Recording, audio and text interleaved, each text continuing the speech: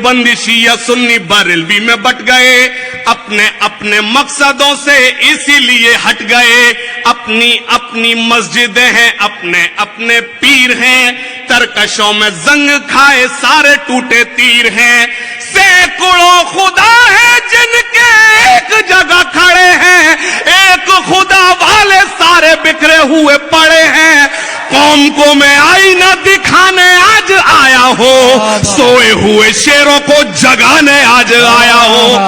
سوئے ہوئے شیروں کو جگانے آج آیا ہوں۔ فوج پہ ہزاروں کی 72 کبھی بھاری تھے،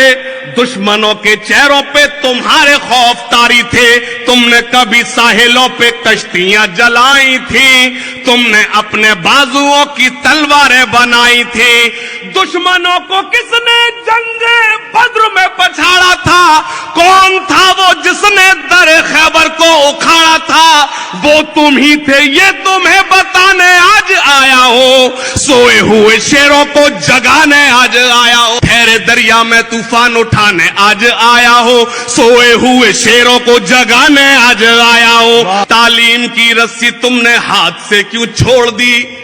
اپنے مستقبل کی خود عمارت تم نے توڑ دی،